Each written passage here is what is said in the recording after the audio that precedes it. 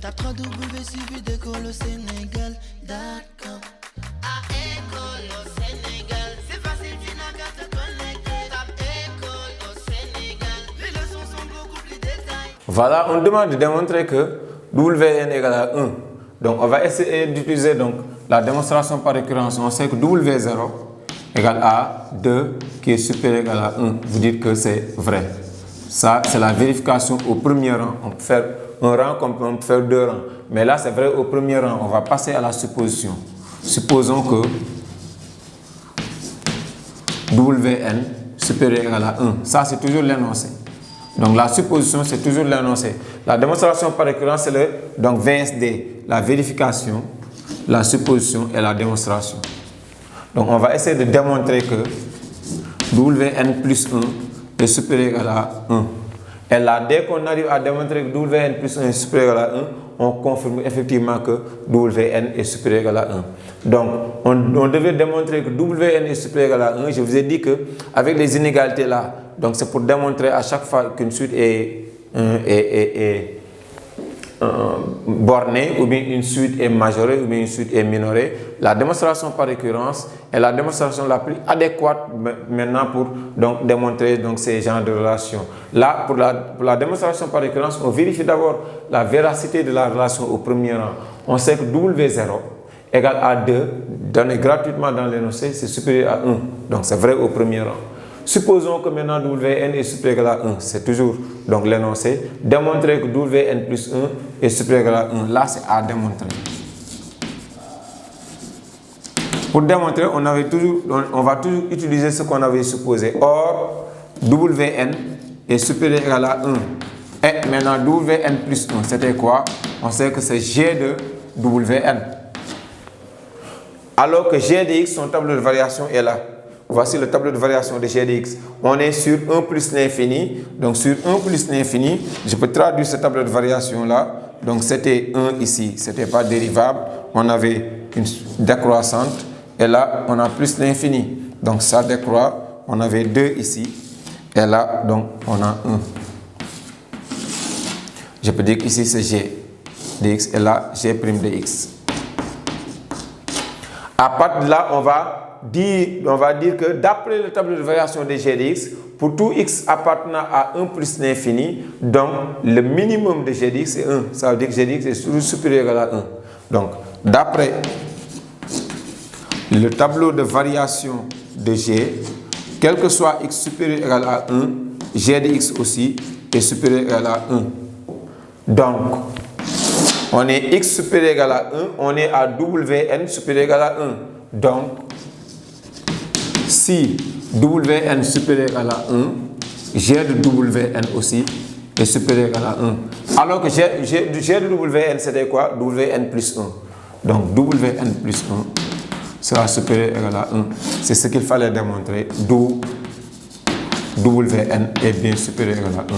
C'est ce qu'il fallait démontrer. Donc ici, donc pour la démonstration par récurrence, si l'expression de la suite est associée à une fonction qu'on avait déjà donc, étudiée. Donc une fonction qu'on avait déjà étudiée, on a son tableau de variation. Pour faire la démonstration par récurrence, on va adopter donc une méthode très simple. C'est quoi? Dès qu'elle est vérifiée au premier rang, la relation, supposez que la relation est vraie au rang n, l'énoncé, pour démontrer au rang n plus 1, au lieu maintenant d'utiliser l'encadrement, on va utiliser le premier tableau de variation.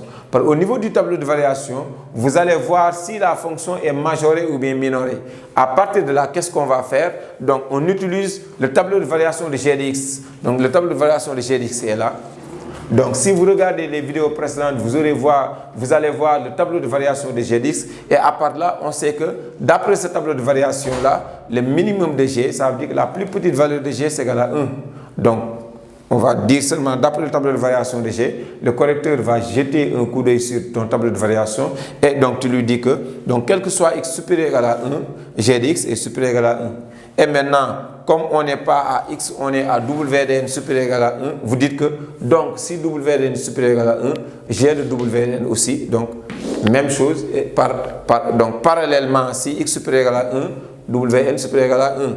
Si G de x supérieur à 1, G de Wn supérieur ou égal à 1. Donc on peut faire le même raisonnement. Ce qu'on avait dit sur x, Si c'est valide pour Wn, ça veut dire que ce qu'on a sur G de x sera valide sur G de Wn. Et n'oubliez pas que, comme la suite était définie de façon récurrente, G de Wn égale à Wn plus 1. Et ce que nous voulions, Wn plus 1 est supérieur à 1, d'où Wn est supérieur à 1. En réalité, donc c'est comme ça qu'on démontre que cette suite-là, Wn est supérieure à 1. Maintenant, donc, l'autre démonstration, c'est montrer que Wn plus 1 moins alpha est inférieur à 1 demi de Wn moins alpha.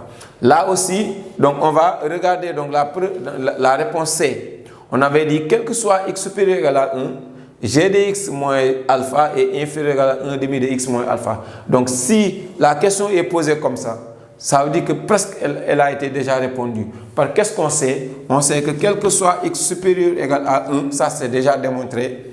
On a g de x moins alpha inférieur à 1 demi de x moins alpha.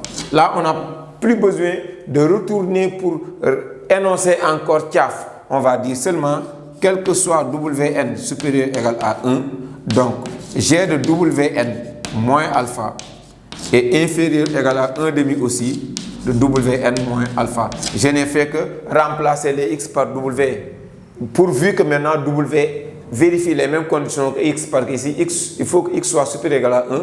On vient de démontrer que Wn est supérieur ou égal à 1. Autrement dit, donc, g de Wn, c'est Wn plus 1 moins alpha est bien inférieur à 1 demi de Wn moins alpha. Là, donc, c'est presque, ça a été déjà démontré au niveau donc, de la question où on demandait de démontrer que g de x moins alpha est inférieur à 1 demi de g de x moins alpha. Sachant que maintenant la valeur absolue de g' de x est inférieure à 1 demi. Maintenant, si on avait déjà démontré ça, il faut qu'on l'utilise au niveau de la suite pour conclure que Wn plus 1 moins alpha est bien inférieur à 1 demi de Wn moins alpha. Sinon, donc si cette question n'a pas été posée, on va maintenant donc dériver la fonction g de x. On aura g' de x et cette valeur 1 demi là. Donc, cette question certainement sera posée. G' de x sera inférieur à 1 demi. Et vous dites effectivement que donc g de x moins alpha est inférieur à 1 demi de donc x moins alpha. Et comme x est supérieur à 1, Wn est supérieur à 1, donc vous remplacez le x par Wn. Et là, il faut savoir que g de Wn, c'est Wn plus 1. Et là, donc, c'est ce qu'il fallait démontrer au niveau donc, de la question B. Maintenant, on va faire la dernière question, c'est la question C. Montrer que Wn moins alpha est inférieur à 1 demi à la puissance n de W0 moins alpha. En déduire la limite, parce que tout ça, notre objectif, c'est de déterminer donc, la limite de Wn. Voilà. Voilà la dernière question. C'est de démontrer que Wn moins alpha est inférieur à 1 demi à la puissance n de W0 moins alpha. Qu'est-ce qu'on vient de démontrer? On vient de démontrer que Wn plus 1 moins alpha est bien inférieur à 1 demi de Wn moins alpha. Donc, c'est ce qu'on vient de démontrer au niveau de la question précédente. On va l'utiliser en posant si n égale à 0, si n égale à 1, si n égale à 2, etc. Par exemple, si n égale à 0, ici, on a W1 moins alpha, on va procéder par itération, inférieur à 1 demi de W0 moins alpha. Ça, c'est si n égale à, pour petit n égale à 0. Pour petit n maintenant égale à 1, je me retrouve avec W2 moins alpha, j'utilise toujours ça, inférieur à 1 demi de W1 moins alpha. Si n égale à 2, n égale à 2. Même chose, 2 plus 1 égale à 3. W3 moins alpha sera inférieur à 1 demi de W2 moins alpha. Je viens jusqu'à, par exemple, n. Je vais retrouver donc n moins 1. Je suis à n moins 1. Donc le n sera remplacé par n moins 1. n moins 1 plus 1 égale à n. Donc j'aurai Wn moins alpha sera inférieur à 1 demi de Wn moins 1 moins alpha. Et je vais faire donc la somme membre à membre. Donc la somme membre à membre, si vous regardez donc cette itération là, on a W1 moins alpha, W1 moins alpha qui saute. W2 moins alpha, W2 moins alpha. C'est ça qu'on appelle la simplification membre à membre.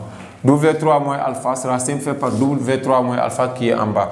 Toute valeur qui est en bas sera simplifiée par la valeur d'en haut. Maintenant, qu'est-ce qui va rester? Donc ici, toutes les valeurs seront simplifiées jusqu'à la dernière valeur. Ici, on aura Wn moins alpha. Sera inférieur à 1 demi. Donc les 1 demi n'ont pas été simplifiés. 1 demi à la puissance combien maintenant? Donc ici, donc pour calculer le nombre de termes ou bien le nombre de facteurs, c'est l'indice du dernier terme moins l'indice du premier terme plus 1. L'indice du dernier terme c'est n moins 1. L'indice du premier terme c'est 0 plus 1 encore. Donc ça donne n termes. Et je me retrouve avec 1 demi à la puissance n. Facteur de ceci. Tout ça saute. Ça va rester ce qui est en haut. C'est W0 moins alpha.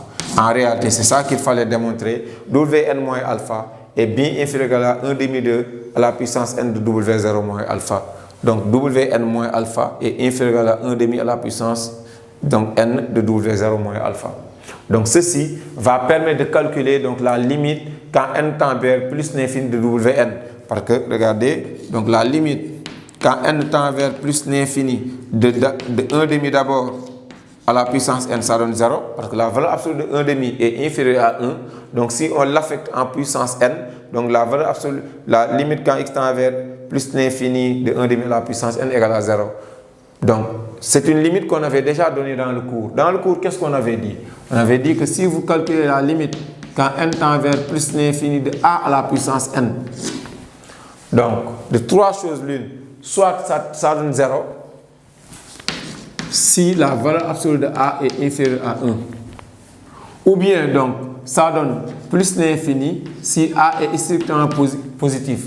Maintenant, ou bien n'existe pas cette limite là. Cette limite là si a est strictement inférieur à moins 1. Si a est strictement inférieur à moins 1, vous l'affectez en puissance, vous calculez cette limite là, la limite n'existe pas. Si a est strictement supérieur à 1, la limite quand x tend vers plus l'infini de a à la puissance n égale à plus l'infini.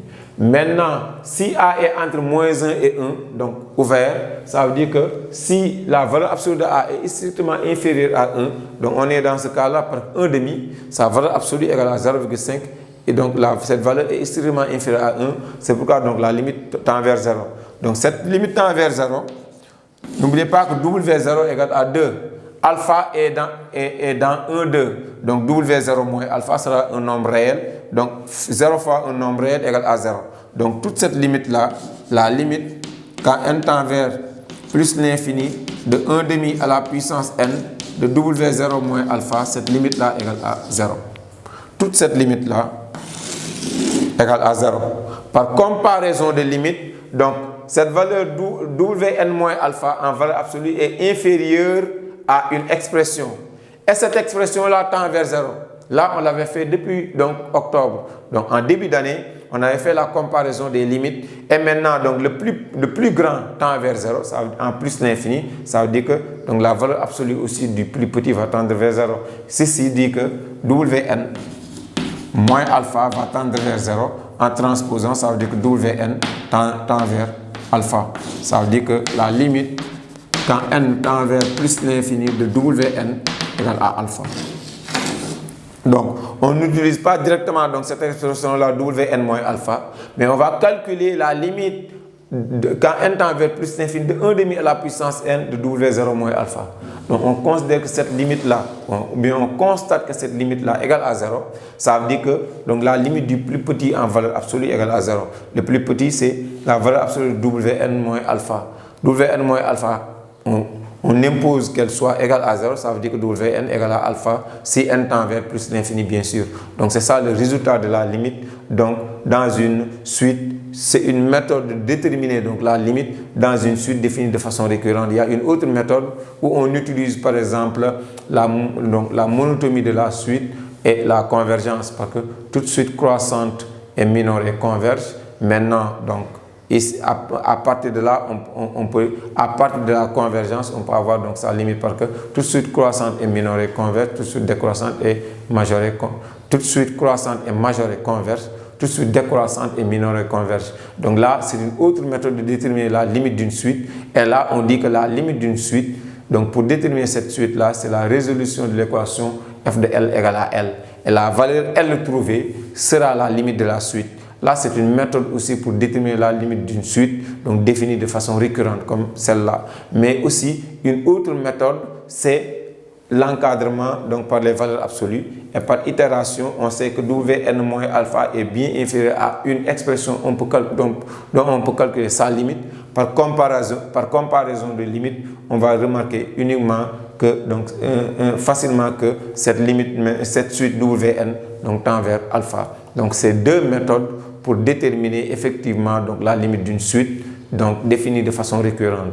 Donc ces deux méthodes-là ont été proposées même en exercice ici sur la plateforme École au Sénégal. Si vous revisitez donc nos vidéos précédentes, donc vous allez voir que la limite d'une suite définie de façon récurrente donc peut être déterminée de deux manières. Donc utiliser donc la convergence et résoudre l'équation f de L égale à L, ou bien donc poser donc l'expression comme ça, poser les questions comme ça et à la fin utiliser donc la comparaison des limites pour remarquer qu'effectivement donc la limite de Wn comme ici tend vers alpha, sachant que donc la limite de l'expression à droite qui est plus grande donc tend vers 0. Voilà, merci.